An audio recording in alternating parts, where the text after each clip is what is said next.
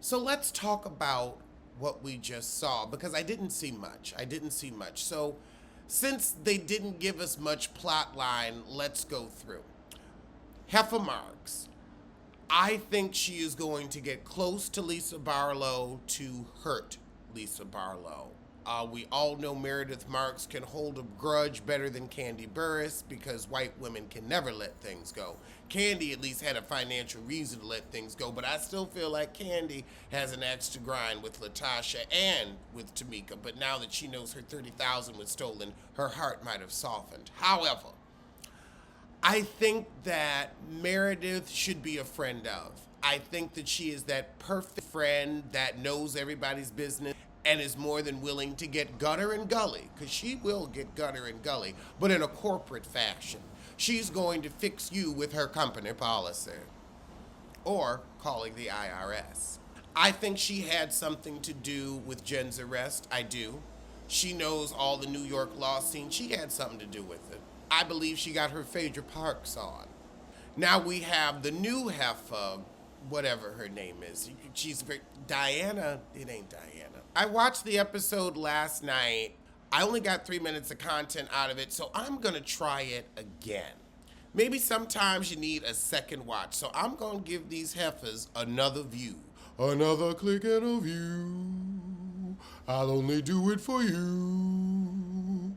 But you know that these pink toes can give us a yawn or two. I mean, the way they open the episode with these Psalm-esque taglines. Like, we didn't even know they were taglines, and it's too dramatic. It's over dramatic. I'm not feeling it. This is not Macbeth. Alas, poor Yorick, I knew him well. No, y'all are not Shakespearean. You're lesbian. The thing is, last season wasn't anything but Jen Shah, so you're already starting off with a faulty foundation, nothing to build on.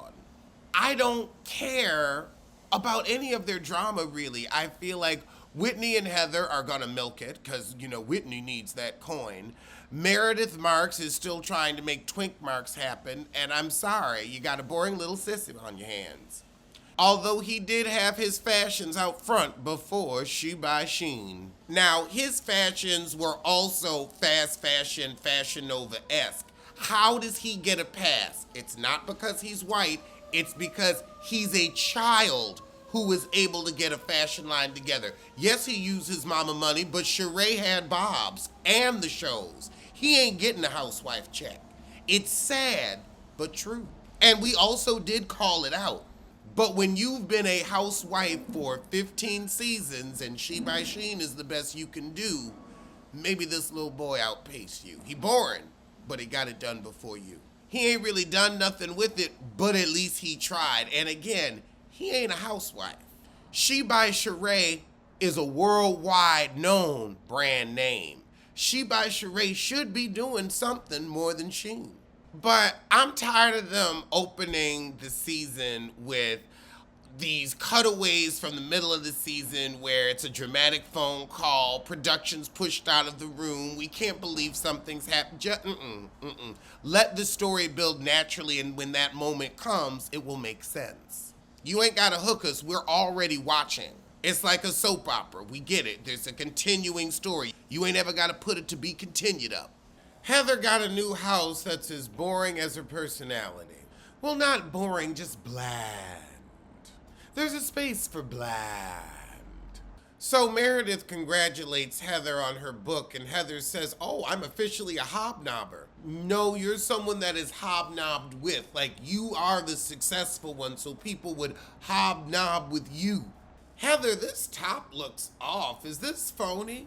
I know you have money, but you seem like you could be Candy Burris cheap. And the Gucci it all looks so off. However, Heather, you in this, I had a random black eye and people are judging me. Now, people are tired of your lies and paper-thin stories. So Heather's plotline is gonna be Whitney all season. Girl, it was weak last year and it's threadbare this. So her and Whitney are gonna throw a little mimosa event to try to do something that builds trust. You work with these heifers, you ain't gotta trust them, and we can't trust you, lie boo. But now Meredith is also upset about Whitney saying that she thought taking a bath with Seth was gross because she likes to take baths by herself, but there's bacteria in bathtubs. And I'm clean, and I don't know why she would suggest that I was dirty. Meredith, you are grasping at straws. Straws. Straws. And the truth is, sometimes a bubble bath with somebody sounds romantic, but is it? I'm not a sex in the shower person myself because I'm too big. I had a boyfriend who wanted to be with me in the shower. And it was just like, honey, one of us, makes a wrong move or slips a little bit. We're both going down.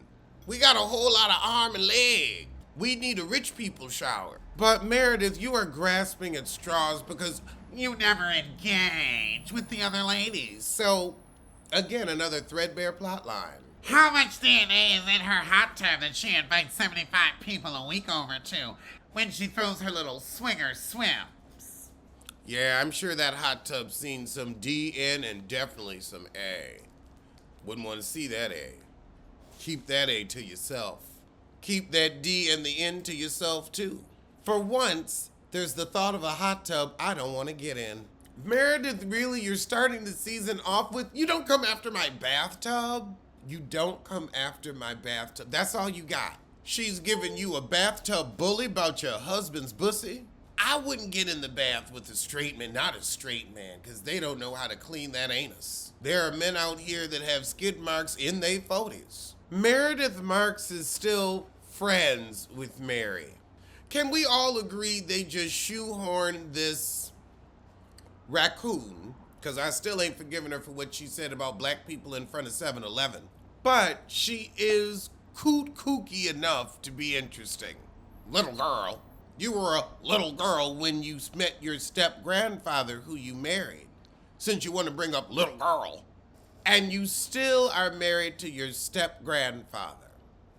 You live in the house with your son, but you can't ask him that he's married? It's because your son doesn't like you, and neither does your step-grandfather husband. A grandfather fucker. But I will say, this monochromatic look you have is cute. The pants are bad. Those are some cute pants or boots, whatever they is. And I'd wear that coat in a hot minute.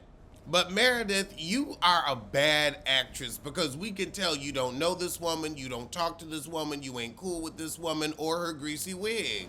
I also know Mary has an issue with her blackness because of her hair. Black women that don't like themselves, they always look a mess about the head.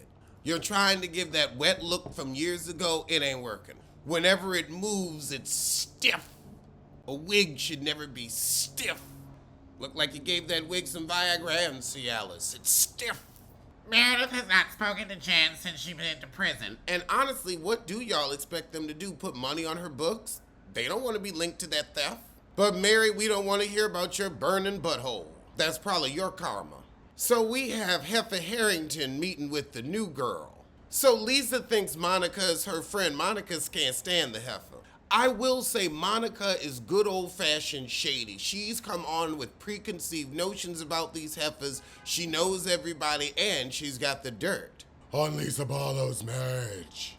So Jen Shaw apparently tried to get Monica to be her patsy and put some stuff in her name. However, she was smart enough to phone a friend, and her friend said she about to be arrested, and she was.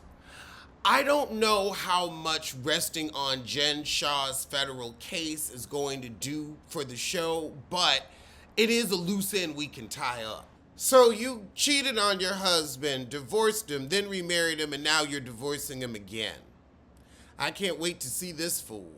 The story of how Monica ended up becoming friends with Lisa when Jen would hand her the phone because she didn't want to be bothered with her is hilarious. She's like, yeah, I mean, that heifer will just talk to hear herself. Angie said, I'm going to teach Lisa how to cook this year so the rest of her kids won't have scurvy and rickets. She said, John's an amazing cook. I'm sorry, he looks starving too. I don't believe you. Your family is hungry. But I want to know what deep, dark secret she knows about John and Lisa's marriage. Well, John isn't happy because John hasn't had a vegetable in 20 years. That can't be good for the body, and imagine what he smells like, because they look like they don't drink water either. That can't be a fresh aroma or good morning breath. Monica definitely knows how to smile in your face and talk behind the back. But I hope you've got a strong back, because you're going to have to answer for all of it at the reunion. You've set up for a good reunion already, but you better be able to walk that walk, because you talking the talk. But now we have Heather and Whitney getting ready for their little mimosa event. Meredith snipes at Whitney because She's very pissed that you suggested that we were dirty. Don't come for my marriage and don't come for my bathtub. When you and your husband were painting naked, did I say you got bacteria in your vagina? Whitney said, well, I was just being shady. So Meredith's upset that Whitney still won't take accountability. But you still gonna try to buddy up with Lisa? Lisa told all your business back in New York you was a whole Barlow? That heifer?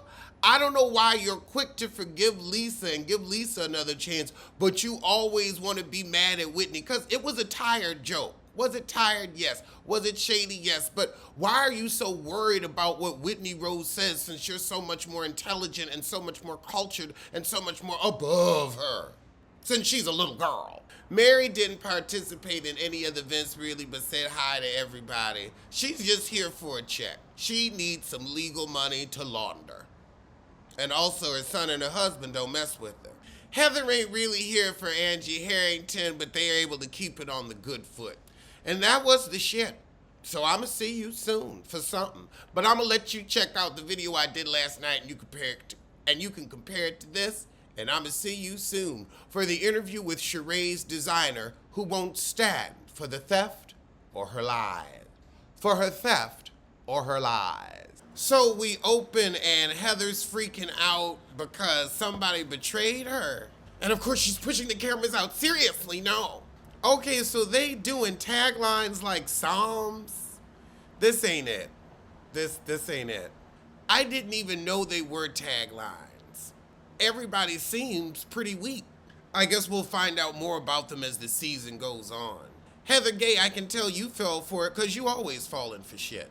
So we start with half a Apollo at Sundance. Lisa whining about missing the kids. Girl, your kids is grown and you don't cook for them. So her son going on a mission and she whining about that too. Why didn't he tell you? Why didn't you cook for him? Yes, you are a bad mom because he has had no vegetables. Oh, Heather got a new house. Heather's house is nice, but girl, no art on the walls, huh? It's real. Don't look lived in yet. You gotta put some personal touches on it. But then again, you don't have much of a personality, so hire a decorator. Oh God, and here comes Meredith Mark. She's going to engage. Heather said, my book sold and I'm just blocking out the haters. So Heather and Whitney are gonna try to get back on the good foot by throwing a mimosa event. Meredith is peeved with Whitney because Whitney said that them taking a bath together was creepy. Meredith said, you want to talk about nasty baths, what about that hot tub that you have your little swinger parties in? You don't go after my marriage or my bathtub, Whitney Rose. Oh, Lord, Mary Cosby is back. Our fraud and savior. How is Meredith Mark still Mary's friend? I mean, I just don't know how you could be Mary's friend with those eyes. Like, what are you so surprised about? That you married your step-grandfather? I'm shocked, too. Mary talk about she believe in karma and Jen got what she deserved. Well, when's it coming for you? When's your fraud catching up? Okay, across town we have Heifer Harrington, Angie Harrington. So there's a new heifer, Monica. They having a lunch. Oh, the new heifer was a witness with the feds for Jen's fraud. So are you a thief too? Oh, so she cheated on her husband. Oh, you got divorced, remarried, and now divorced again. So she's sick of Lisa too, and I don't blame her. So she knows Lisa's business and all ain't right in her house. Well, I could tell that husband can't stand her. But now it's time for the mimosa event. Oh, we gonna have a snowball fight to get out our aggression before we try to get on the good foot. Heather ain't happy to see Angie Harrington because she spread rumors last year.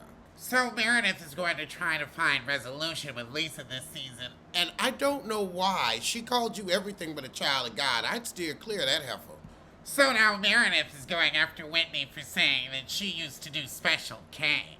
I'm dirty and gross and I'm creepy because I take baths. I didn't say anything about you when you were naked with your husband. I didn't say you were getting bacteria in your vagina. Whitney said, look, I don't even know where you living because you in a new vacation rental earlier. So, Whitney, if you know Meredith holds a grudge, why'd you make the bathtub joke in the first place? This has been pretty dry for a first episode. Well, that was the shit. And I do mean shit. I'm interested in this season, but I've seen better first episodes. Well, I'm gonna see you soon for something.